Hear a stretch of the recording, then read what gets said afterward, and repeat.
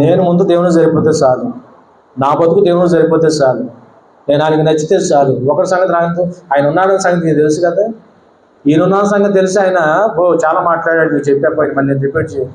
కానీ ఈ రోజున ఈయన ఎవరి సంగతి నాకెందుకు బాబు, నా కష్టం నాది, నా బతుకు నాది, నన్ను కనికరించిన ఆయన అని రొమ్ములు పట్టుకొని తన పాపస్థితి దేవుని ఎదురు ఒప్పుకొని కన్నీరు కాచి రోదనతో వేదంతో ప్రార్థన చేశాడు. అది నేర్చుకోవాలి ప్రతి క్రైస్తవుడి కోసం. హల్లెలూయా.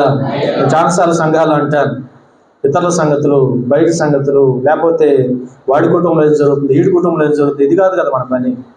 ఇది మన పని ఏదేమో పరిచయం నీతి అయిపోద్ది మన జీవితాలు. అది ఏ నీతి కావాలి మనకి? శంకర నీతి కావాలి. శంకర నీతి తనకుందంటే దేవుడే నీతి మంత్రులుగా తీర్చాడు. కారణం ఏమిటి? వ్యక్తిగత ప్రార్థన. ఎవరి జోలి ఆయనకి అనవసరం, ఆయన ప్రార్థన ఆయన చేస్తున్నారు. హల్లెలూయా. ఈరోజు వాక్యం అంటే మన జీవితాల్లో కూడా దేవుని చేత చాలాసార్లు ఆదరించబడ్డ మనం అనేక మందిని మనం కూడా ఏం చేయాలంటే ఆదరించే వారికి ఉండాలి. ఇప్పుడు యేసు ప్రభు చేసే